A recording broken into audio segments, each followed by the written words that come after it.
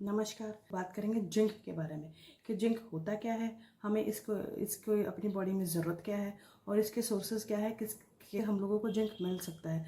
Zinc एक mineral होता है जो हमारी बॉडी के अंदर जो डीएनए पाया जाता है उसको बनाने में हेल्प करता है और डीएनए को बताता है कि कैसे उसको बॉडी में काम करना है। और जिंक हेल्प करता है वुंड हीलिंग में, स्मेल और टेस्ट में, हेल्दी स्किन के लिए, कोल्ड से प्रोटेक्ट करता है, स्किन को बचाता है इन सारी चीज़ों से। वुंड हीलिंग में कैसे कि हमारी इम्यूनिटी को क्या है कि बिल्डअप करता है। बिल्डअप करने से इन्फेक्शन के जो चांसेस होते हैं वो थोड़े कम हो जाते हैं। How much do we need कि कितना जिंक हमें चाहिए। An adult needs 11 milligram in a day. If adult women is it requires 8 milligram in a day. If you are pregnant, that it's around 12 milligram in a day. Children needs 2 to 11 milligrams according to their age and their gender. जो child की growth होती है, child की जो growth होती है वो delay हो जाएगी। प्यूबर्टी जो होती है चिल्ड्रन के अंदर तो वो भी डिले हो जाती है। और अडल्ट में क्या होता है, हेयर लॉस होना स्टार्ट हो जाता है और आइज़ पे और पूरी आइज़ के यहाँ पे और पूरी स्किन पे रेड कलर के छोटे छोटे पैचेस हो जाते हैं। अब ये तो बात होगी कि जिंक के क्या क्या, जिंक ना लेने से क्या क्या हो सकता है, जिंक के सोर्सेज क्या क्या है। अगर हम लोग नॉन वेजिटेरियन है तो उसके लिए तो कुछ करने की ज़रूरत नहीं है, उनको अच्छा खासा जिंक चिकन मटन से अच्छे से प्रोवाइड हो जाता है। जैसे कि एग्जांपल, डार्क मीट अगर चिकन हम लोग खाते हैं तो 2.4 मिलीग्राम जिंक हमें मिलता है पर 3 ounce serving. 1 ounce serving is equal to 28 grams.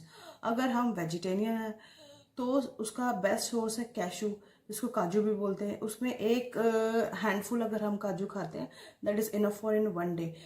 It contains 1.6 milligram zinc. Next is pumpkin seed. Pumpkin seed is good source of zinc, but it also help to reduce inflammation. It contains an anti-inflammatory property. ये body के अंदर जो inflammation है उसको reduce करता है और chronic disease से भी हम लोगों को प्रोटेक्ट करता है। जैसे हार्ट डिजीज होगी, कैंसर डिजीज होगी, चिकपी होगी, शीसम सीड होगी, सनफ्लावर सीड होगा। सनफ्लावर में 1 टेबल टीस्पून अगर हम लोग सनफ्लावर सीड कंज्यूम करते हैं, it contains 0.5 milligram of zinc. Next is mushroom हो गया। Dairy product mean specially curd, spinach, cocoa powder से जो हम लोग चॉकलेट्स में पड़ता है, केक्स में पड़ता है, ब्राउनी में पड़ता है, वो कोको पाउडर। आलमंड हो गया, आलमंड में तो सब होता है, zinc, calcium, phosphorus, magnesium, potassiums. Walnut और मोटा अनाज जिसको बोलते हैं बाजरा, जवार, रागी। दाल में स्पेशली मूंग दाल। फ्रूट्स में पॉमग्रेनेट इट कंटेन्स 0.4 मिलीग्राम पर 100 ग्राम ऑफ जिंक। गुआवा। अब ये तो सोर्सेज की बात होगी। अब हमें कैसा पता चलेगा कि हमारी बॉडी में जिंक ज़्यादा हो गया। एक दिन में हम लोग we should not take more than 40 milligram in a day. अगर वो ज़्यादा हो जाता है तो हमारी बॉडी के अंदर क्या क्या साइन एंड सिम्टम हो सकता है। हम लोगों को डायरिया हो जाएगा, स्टमक एक होगा, हेडेक होगा, नोशिया हो जाएगा।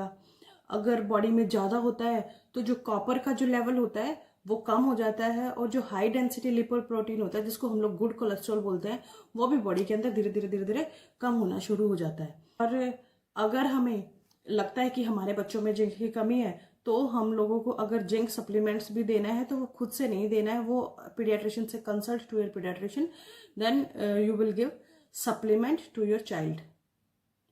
धन्यवाद।